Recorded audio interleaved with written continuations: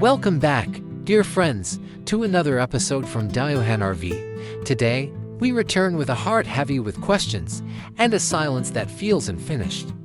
We thank you for walking this journey with us, one truth at a time, one tear at a time. Your support means everything because this is not just a story.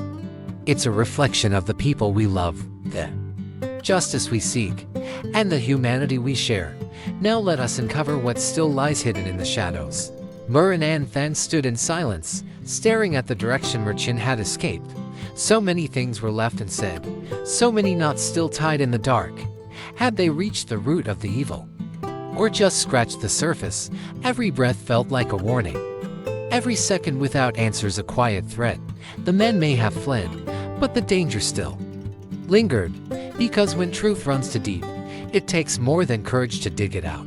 If this journey has moved your heart, please show your support.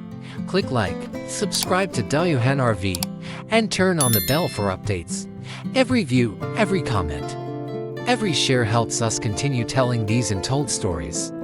Let's shine light on the shadows together, because somewhere out there, another's Dieu Han might still be waiting for justice. Your voice could be the one that changes everything. Murdoch was once a gold miner, chasing luck through mud and sweat. Life never handed him grace, it handed him debts, betrayal, and hard choices. In a desperate moment, cornered by loan sharks and mounting pressure, he sold his own child. It wasn't out of hatred. It was hunger, fear, and survival. He believed it was the only way to stay alive. But some decisions echo through a man's soul forever, no matter how far he runs. He tried to bury that past with silence. But every time he saw a girl like Dieu Han or Yen, something inside him cracked. Maybe it was guilt. Maybe it was the memory of a daughter he once held in his arms. Or maybe it was the man he could have become if life had been kinder. Regret lived behind his eyes, but it never softened him. It only made him better at hiding, bargaining, and surviving. When Than and Mr. An approached him, he saw another chance maybe to fix a little piece of what he had broken. But fear lingered in every decision he made. If he called the wrong man, it could mean violence, revenge, even death. Yet greed and desperation blurred his judgment. He needed that money. He needed to escape the mess he'd created. So, he picked up the phone, ignoring the tremble in his hand, and made the call anyway. Deep down, Mr. Chin knew redemption wouldn't come easy. He had burned bridges, buried truths, and traded love for survival. Even now, as he helped bait a man he once feared, part of him wondered, was this justice, or just another betrayal? In every footstep that followed, in every decision, he carried the weight of a lifetime's worth of pain. He wasn't a monster. He was a man shaped by survival. But survival leaves scars that don't always heal. Where could Mr. Chin possibly go? A man with nothing left but his past rarely runs aimlessly. He's either hiding from consequences or returning to where it all began. Maybe he fears exposure. Maybe he's protecting something or someone. His escape felt too rehearsed, too timely. It wasn't panic. It was intention. Calculated, silent. And that's what makes it terrifying. What secrets does he still carry? What unfinished business still ties him to danger? Could he be more than just a frightened old man? His past connects him to dark corners of this story: illegal gold mining, debts, missing people. What if he wasn't running away, but clearing the path for something darker? A bigger plan? Or someone else still hiding in the shadows? His disappearance raises more questions than answers. Sometimes, the real villain isn't the one who shows his face, it's the one who disappears when the truth gets too close. There's something unsettling about silence after chaos. Chin's absence feels too quiet, like the calm before another storm. Maybe he's gone for good. Or maybe he's watching from somewhere, waiting for his moment. A man who once sold his child is capable of more than we dare admit. And if this is only the beginning, then those who remain must be ready not just for answers, but for the consequences they bring. Murdoch returned quietly to the small house where Yen was resting. The weight of recent events still lingered in his breath, but seeing the warm glow from the window reminded him why it was worth it. Hong stood outside, arms crossed, as if he'd been waiting. Their eyes met, no words needed at first. In that moment, both men knew something had shifted. Evil had been caught. But what came next? Neither of them could yet define. They sat on the porch together, letting the silence speak for them. Hong broke it first, asking about what happened, and shared only the necessary parts: the chase, the capture, the narrow escape. Hong nodded slowly, absorbing each word. His eyes reflected a quiet respect, not just for the outcome, but for the courage it took to face such darkness. There was relief, yes, but also an unspoken fear that danger doesn't always end with an arrest. Hong looked at Mr. N and said quietly, "I've seen men run toward danger, but few run toward it for someone else." Mr. N didn't reply right away. Instead, he looked at his hands, still trembling faintly from the fight. "It's not just about Yen," he said at last. "Sometimes, protecting someone makes you face the part of yourself you've been hiding from." Hong nodded, eyes heavy with understanding. "You still think it's not over?" Hong asked. Mr. and let out a slow breath. "The one behind all this may still be out there, Mr. Chin ran for a reason. People like him don't run unless they're afraid of something bigger."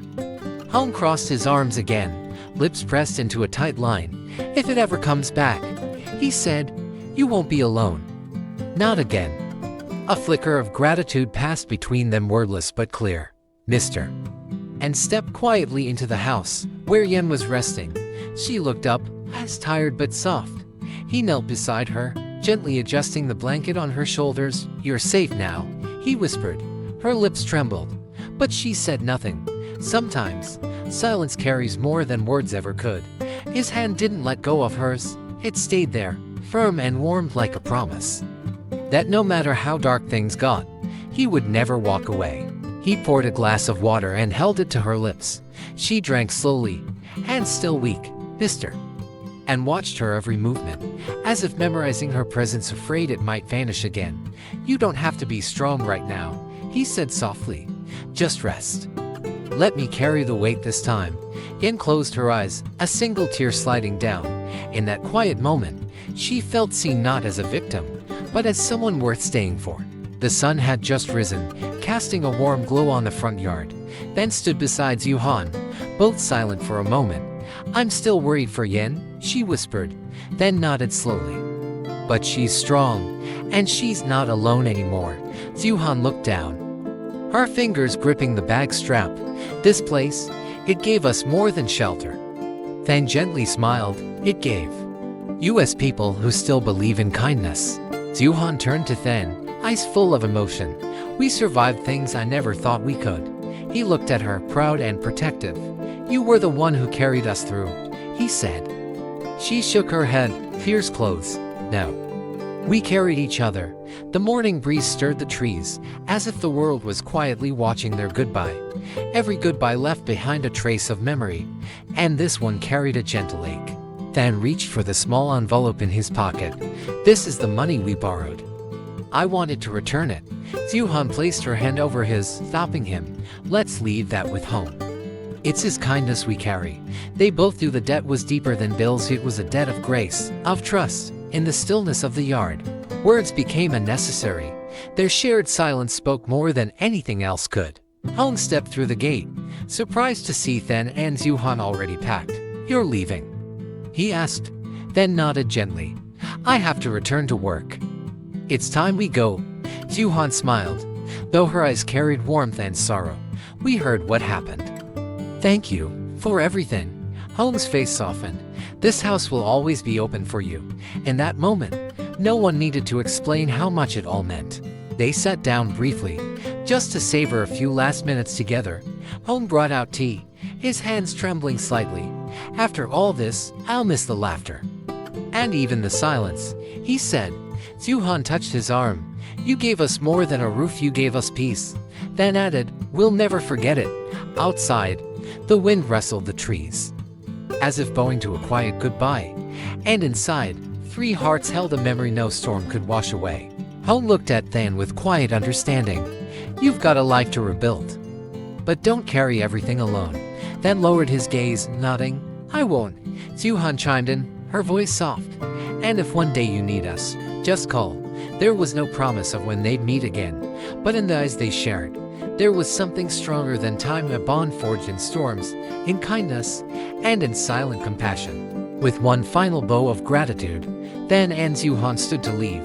Tom clutched his toy tightly, sensing the shift. Hong knelt and ruffled the boy's hair. Be good, little man.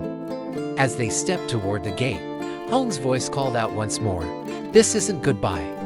Just see you when the time is right. The path ahead was long, but their hearts carried something priceless, a sense that, even in farewell, they were not alone. Just as peace began to return, Dieu Han received a mysterious call. A distorted voice whispered through the phone, saying he never forgot and never forgave. Her hands trembled, heart racing as she looked out the window. Outside, the wind howled like a warning. Maybe the storm hadn't passed. Maybe danger still lingered, waiting in silence. With Tom asleep, she quietly locked the door. Whatever came next, she knew the past was not done with her yet. Every journey ends with more questions than answers. As the bus disappeared into the mist, Dieu Han held Tom close, eyes lost in thought. What future awaited them? Could peace finally come, or was another storm waiting just beyond the hills? Life never gives easy endings, only new beginnings. Don't forget to hit like, share this story with someone who needs hope, and subscribe to follow what happens next in Dieu Han's journey.